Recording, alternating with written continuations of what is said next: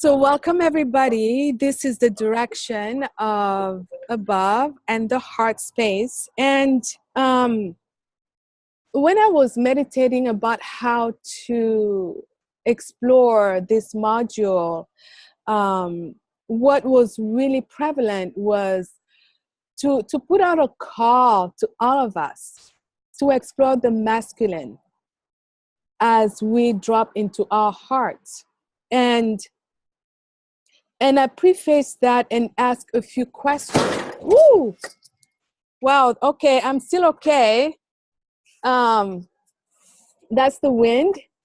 And I wonder what that has to do with the masculine. No, I'm just kidding. So I was talking about asking questions. Those questions were so that you can take power and ownership of where you are and where you stand with the masculine and the feminine, instead of somebody telling you something. So when I ask, what does the masculine stand for you? What does it mean to you? How do you relate to it?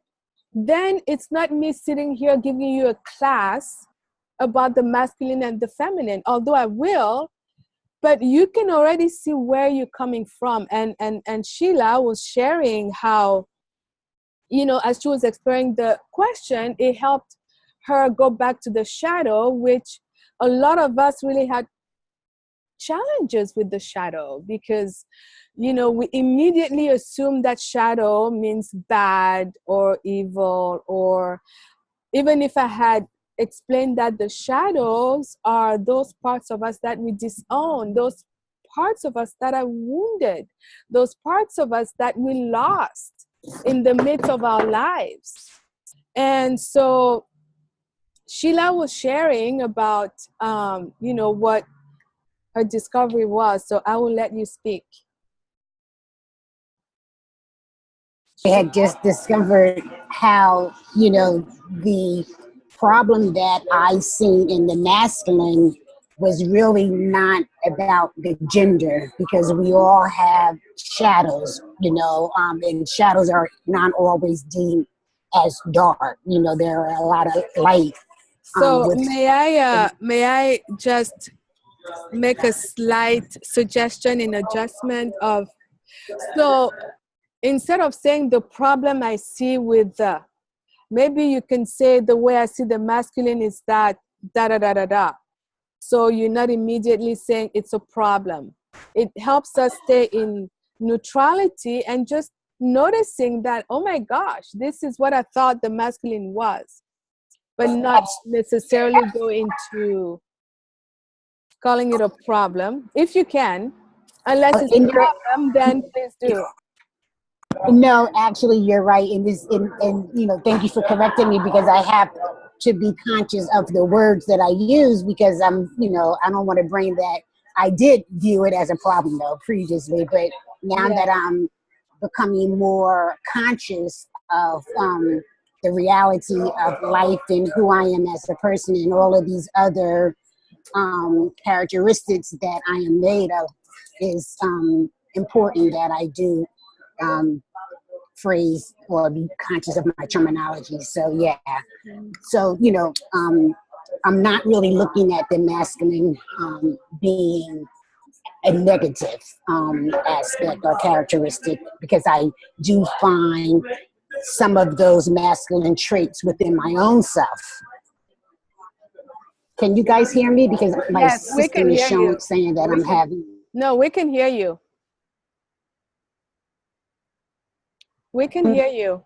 It's going to take more time for me to go deeper with it, and I do want to go deeper with it. And as it relates to the heart, when you spoke about, you inquired about what do I think of the heart? For me, the brain is the heart, is the consciousness. Everything that we speak and think is of love. The heart is love. So when we speak and when I express myself, everything should be in a loving, heartfelt manner. because everything is love and everyone is love. So it's a combination of a correlation and correspondence with everything. And it's just a matter of being able to discern each one individually to be able to get a clear understanding of what each one represents as a whole. Wow, thank you so much. So that was Sheila's exploration of what the masculine and the heart means to her, and really owning where she was, where she is, and where she's going. So that was really great. Thank you. So I want to take a moment to talk about the masculine, the feminine, how we view them. You know, Chris asked this question. She was like, I don't really understand, or I'm not sure how the question exactly was, but she wanted some clarification. So the masculine and the feminine are principles. It doesn't mean a man or a woman. All of us have masculine and feminine in us. It doesn't have to do with sexual organs. If not, we wouldn't have transgenders and gender a specific people. It's so they are principles. And those principles are universal, just like, you know, there are universal laws. However, society has created many, many different paradigms that either really distort what it means, or we have experiences in our lives that make us disown those parts of us. And I'm going to go first. I always go first.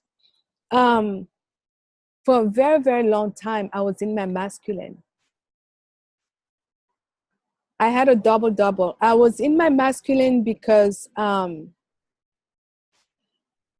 since I was a kid, I had to take care of myself. First of all, I felt very different. Like I had all these gifts. I could read people's thoughts, and I thought everybody was like that until I realized, oh, right, it's only me. So separation was like, wow, I'm different. And the other big thing that happened in my early childhood is that I was abandoned by my mother, like she left many, many times. So to me, the feminine was like, not good. You know, she wasn't there. Although I lived with my grandmother, I wasn't like abused or beaten or whatever. She was not there. And, you know, our parents are literally like our gods. They bring our safety, they bring love, they bring everything, nurturance. So I didn't have that. So I didn't trust the feminine. And when I looked at my mother, I felt like she was weak, because I mean, who leaves their kids to go marry a man and live with them, right? That's crazy. So I use these words now because I'm healed from that wound, but I had that wound that I didn't even realize I had. And that made me not trust the feminine in me. And so I was super masculine. I mean, yes, my body was like, you know, breasts and like hips, whatever, but like scientists went into medical school. In Cameroon, where I was born, women are supposed to marry men and bear children and, you know, da da da. And I was like, no, I'm not doing that. I'm going to medical school. So that was a very, very huge act of rebellion. And this is how big it was. It's like in Cameroon, there's only one medical school, and there's only 75 people in that medical school. And there's only one exam a year, like where 10,000 people sit to try to enter medical school. And they take the top 75. So you really have to want it. And I wanted it. So you just don't go like, oh, I want to be a doctor, right? And then went into medical school, was really just a few girls, just 3 girls in my class, came to the United States. I started a residency in anesthesiology, which is like, you know, very tough. And I was the chief resident, only man. So anything that was female, I just chopped it off because it was like, whoa, I don't want to be seen as weak or lazy or emotional or like crazy. So all those things are shadows, which is because I had the experience with my mother.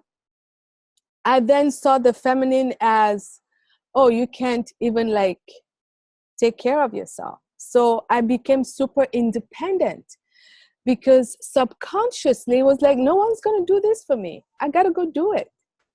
That's very masculine. Making it happen, doing. And when you don't do, then you feel like you're a failure because you're not making it happen. And then as I Maurice, yes? no, I was just going to say, so when we're talking about, and as you're speaking of the masculine and feminine, you're projecting that as women, when we have various different types of experiences, when we want to. So Sheila, I'm telling you my story so that you can see how the masculine and the feminine came into my life and how with the shadow that I had from my mother, I projected it. So I'm just telling you the story of how, you know, when I said society or our stories make us think the masculine is outside or the feminine is not good or I don't trust that. So when we live our experiences, we are not whole because we disown those parts of us.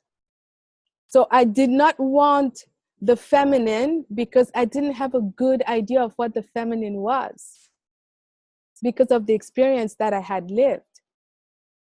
So I preface that so that you can understand what the shadow is, because many people say, oh, I don't have a shadow, I don't know what that is. But with me really being completely open, you can see how in a few words and a few minutes that could happen.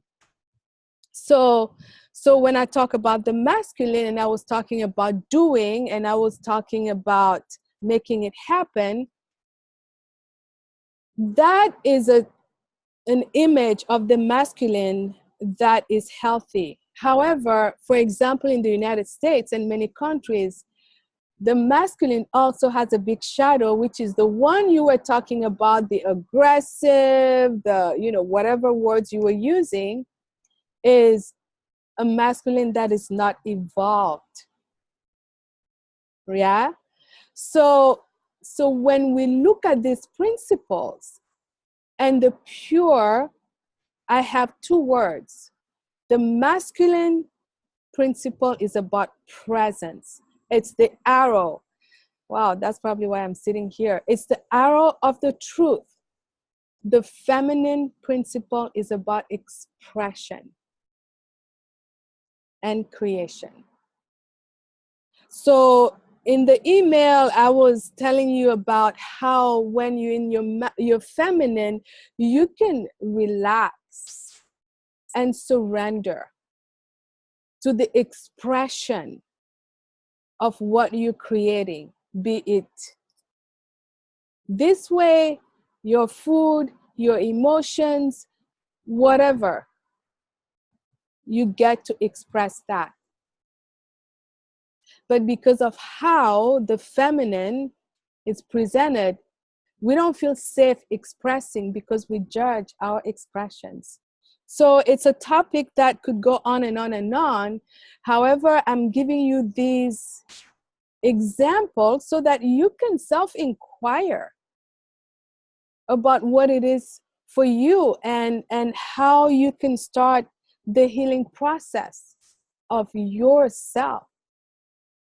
Because in order to heal or evolve, you have to first accept where you are without judging, without projection, without explaining, without just like, oh, wow, this is where I am. That's the first step of every healing. And then about the heart is where we keep all our wounds. Every time we've been hurt, shushed, stopped, told you're not good enough, it's not for you, you're never gonna make it, you don't belong. Like even as kids, we keep it in the heart and we develop armor. And so as we start becoming aware of where we are and accepting, we can then choose to let go in a relaxed way. And then when we do that, we can open up to everything that is available to us. So I'm going to stop here, and I want to make sure that we get to where, people really share what the masculine or the feminine means to them, or both, or whatever is present for you, so that it's a process where you start owning where you are. And it's not about coaching anyone or yours is better, mine is. It's just about expressing ourselves. So I'm going to put the stick down and mute myself. There's a lot that, we'll keep talking and I'll keep answering as best as I can. But as you know, this is huge. It's like huge. We could spend months talking about this, but everything starts with the beginning.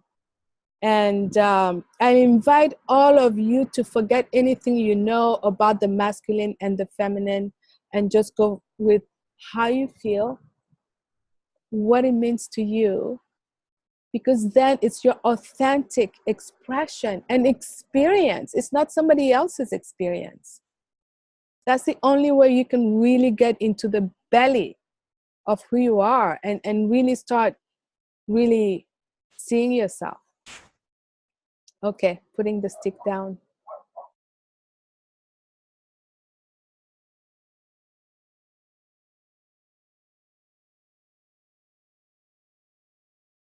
Just picking up the stick. I felt a little stressed out and some resistance in the paragraph about needing to be deeply aligned with the feminine before, like, in order to be able to receive the masculine. And that makes sense to me in like as an idea. But at the end, like where you said, like, otherwise, like, you're not even ready for the internal sacred marriage of the masculine and feminine, like, until you've done the first one first. And so I just felt like, okay, this is something I really need to understand, because obviously I want that to be balanced. I want to know how to make sure that it's balanced and know when it's not. And so, like, my inquiry was one of, obviously, like, there's resistance there that I'm like, okay, I don't understand this. I need to understand it.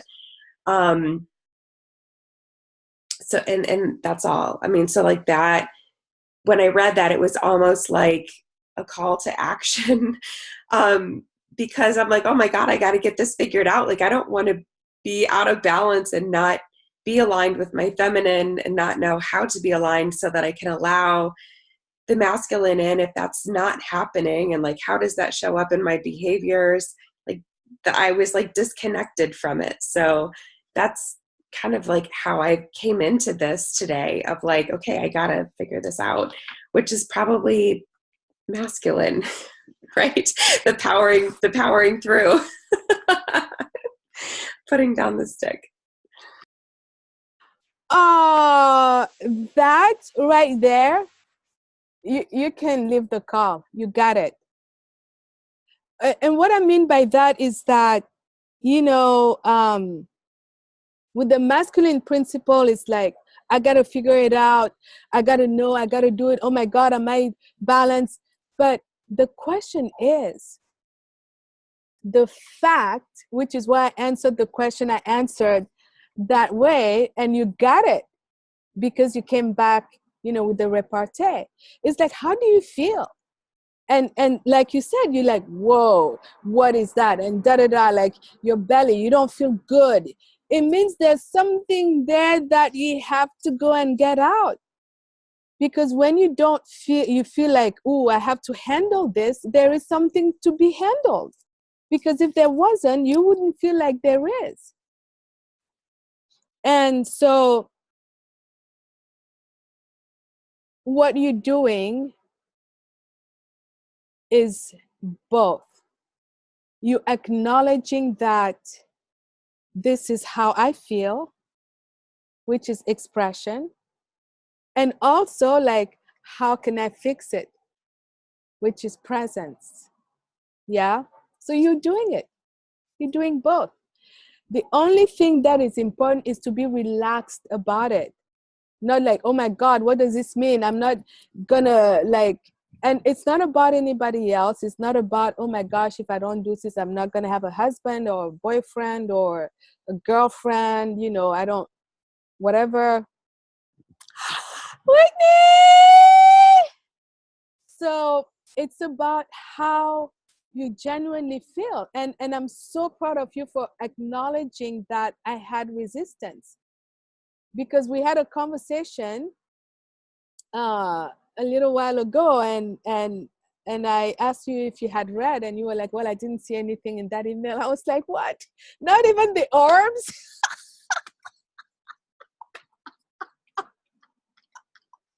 Like, really? Like this whole email, you like didn't see anything in the email? Like, I thought you would be like, oh, your arms were cute. Well, I know I'm digressing, but well done, well done, well done. So you are doing it. You hear, you're taking the time. Orbs.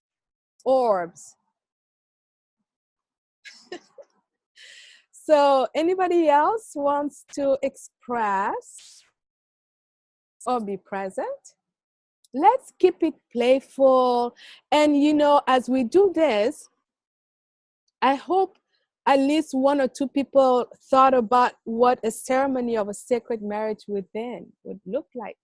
I want to hear.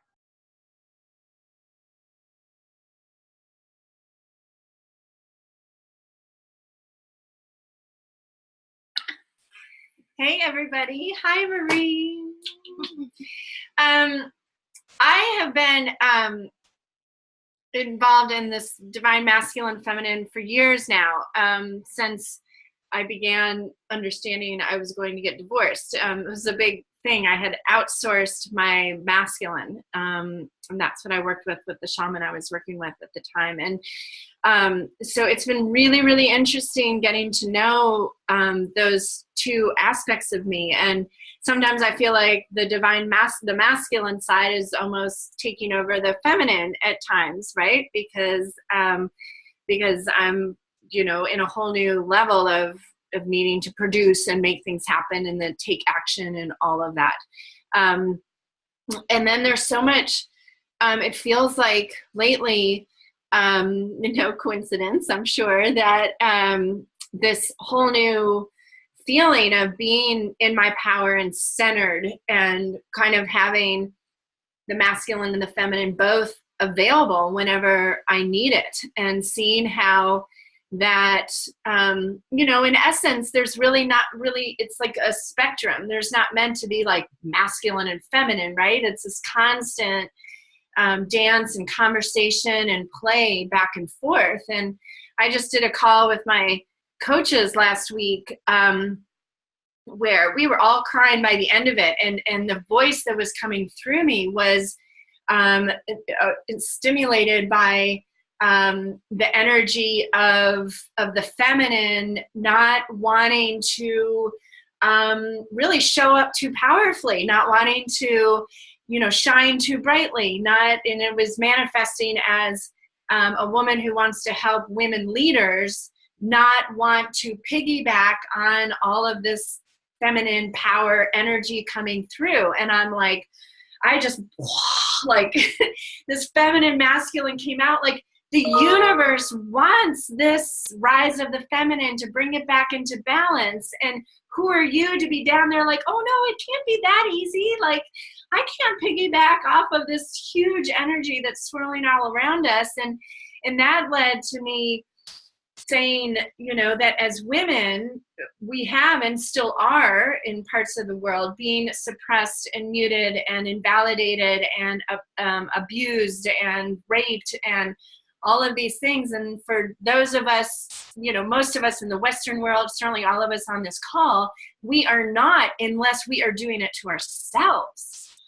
And I was, you know, like, so I don't know if that was masculine or feminine. It was definitely the goddess who isn't afraid to, you know, wield her shield and sword and all of those things. So I think it feels so vital to me to let that energy flow, because I could just as easily kind of squish that conviction back and not get all up in everyone's face about, you know, are you suppressing yourself? But it was really strong. And so maybe the courage even to express that girl power is even a masculine, right? Like supporting the feminine. So yeah, there it goes again. I get you get pretty excited. Yeah, I love this discussion. Thank you, Marie, for opening that up. Yeah.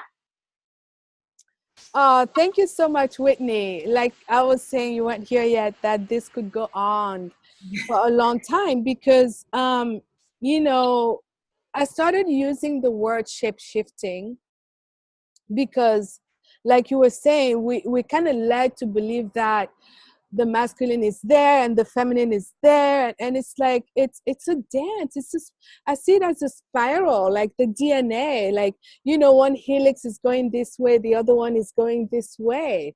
You know, when you study physics, it's like when a wave goes this way, it means this, it's masculine, it's feminine, it's ongoing.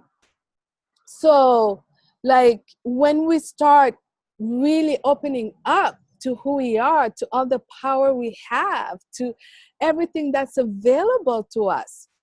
You know, it's like when you have those instances where you have the moon and the sun in the sky at the same time, they're not fighting. They're like, hey, sup? You know, so shape-shifting. You know, because sometimes you need to be in your masculine, sometimes to be in your feminine. And when there's no judgment, you can shape shift. So the conversation is about awareness, which is why I ask, where are you? How do you feel? How, when I say the word masculine, how does it make you feel? All of you here today, and everybody in the group, when I use these words, everybody had a reaction. Everybody is charged about this. And a reaction doesn't mean bad or good. It just means it's charged, which means we're doing the right thing by talking about it.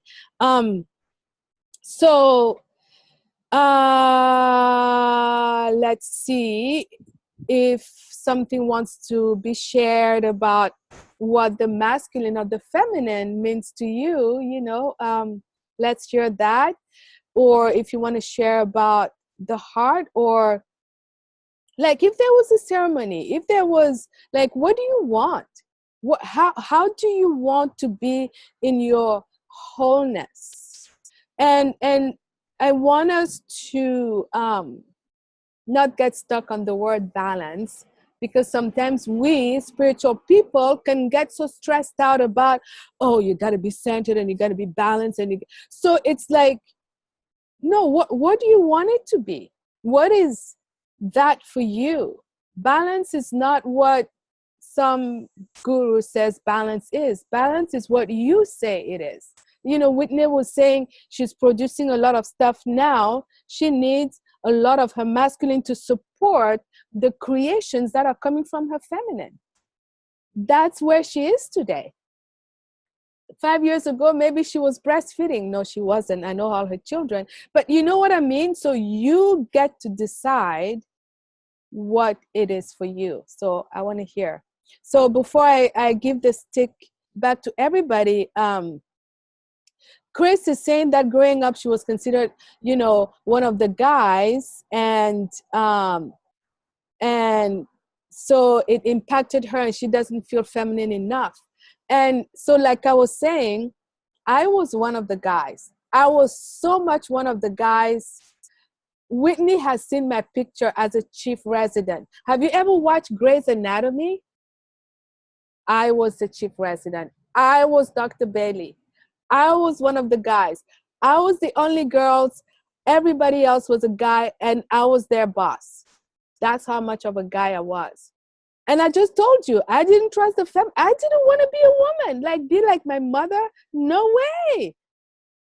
I was a guy. I was so much of a guy, I didn't even realize that I was wearing a C cup. I tell Whitney, I thought I had small breasts. That's how I didn't even see myself. Until one day I went to Victoria's Secret, and because, I used to buy B cups, and of course they didn't fit, so they were always tight. And so I go to Victoria's Secret to be measured, and they're like, "You're a C cup?" I'm like, "What the heck? When did I grow a breast?" That's how much of a guy I was with this body. I didn't even see my body. So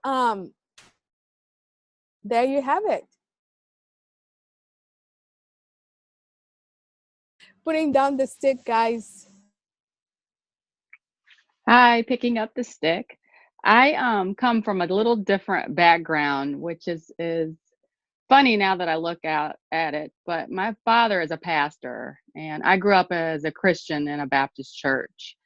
And we're taught to submit, to be women, to love your husband more than yourself, basically. And I have always gotten offended when people would say to me, "You're such a crybaby," because I'm very emotional. So I know I have that feminine spot in me, and now it's really integrating the masculine um, is very important for me. And I think that I left my husband about 4 years ago, and as bad as it sounds, I think that was probably the best thing I could have did for myself, because I am learning and I am finding through raising my daughter, I am finding that masculine voice, that truth, that all of that within me. So that's kind of my story. I'm putting down the stick. Beautiful. And please cry as much as you want. Tears, if you go into medicine, biochemistry, holistic healing, they're so releasing. Tears have so many molecules. Our brains just immediately starts giving us feel good neurotransmitters, which is why you always feel so good after you cry. They cleanse your eyes.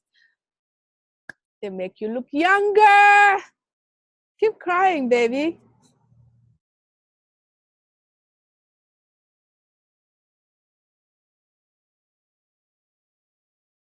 So, out of curiosity, did anybody consider this what it would look like if they had a ceremony, if they had a marriage? A marriage doesn't mean marrying a guy. It's marrying you. It's acknowledging you. It's giving yourself,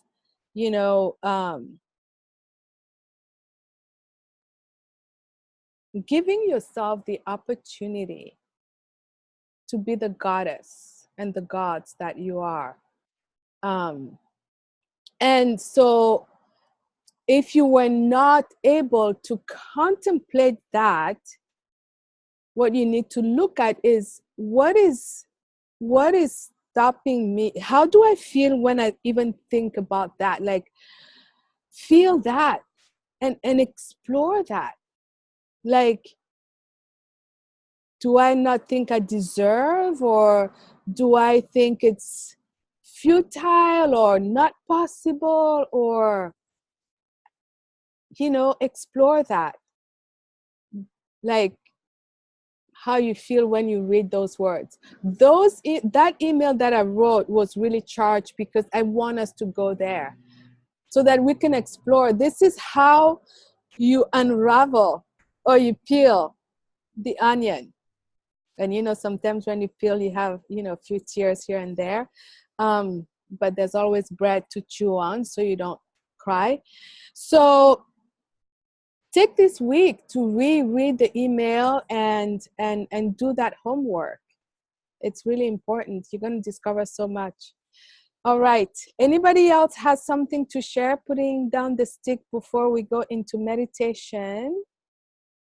12 guys right now.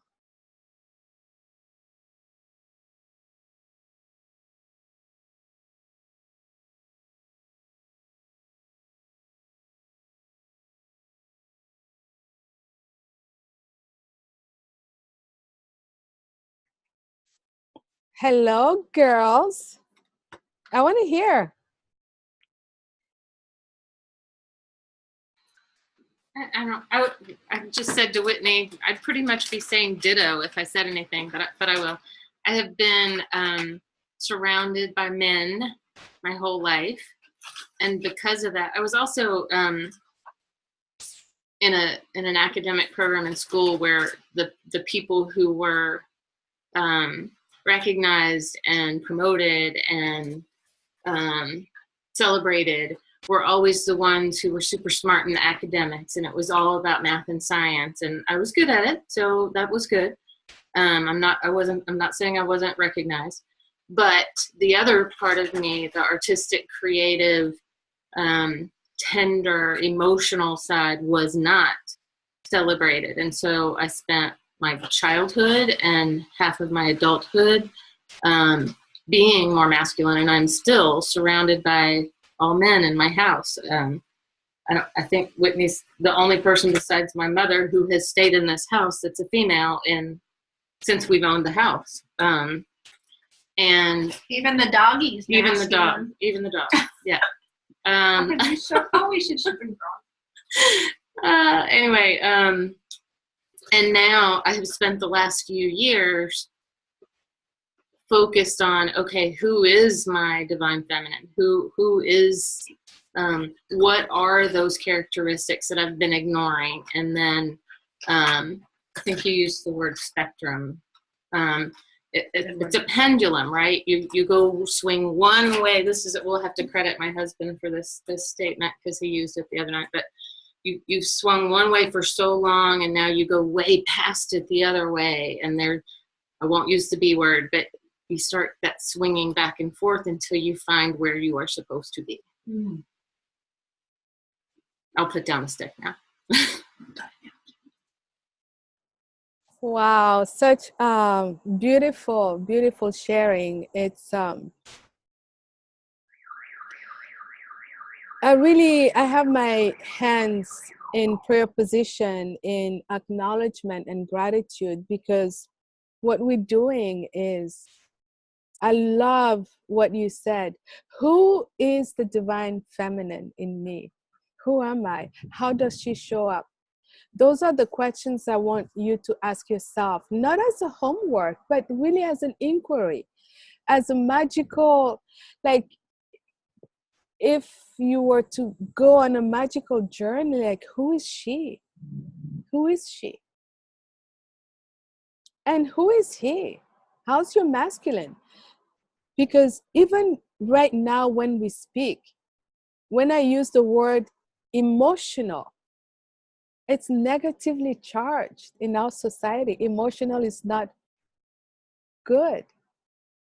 So let's look at all that. Like how do I feel when I hear the word emotional or masculine? Or like, does it mean I'm ugly, or I'm like a boy and so I'm not deserving of being a goddess? Like whatever, like all those thoughts, bring them out so that you know where you are, and then you can decide.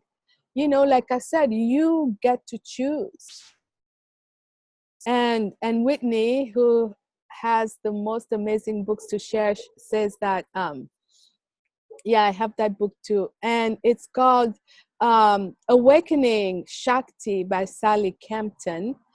I love that book. It has so many goddesses that I work with. Okay, so I'm gonna put it on, or maybe Whitney, you want to share that in, our Facebook group. Maybe people can read about it if they want. Any questions you have, put them there. We all in different spaces of the journey, and so that way we can relax and not think, oh, I'm bad because I haven't whatever. Like, there's no badness here. Unless you're badass, then full on. Okay, so get ready, girls and men.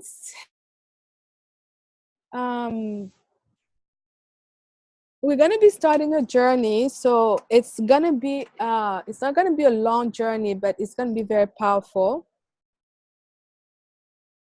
So make sure you're comfortable, you have everything you need.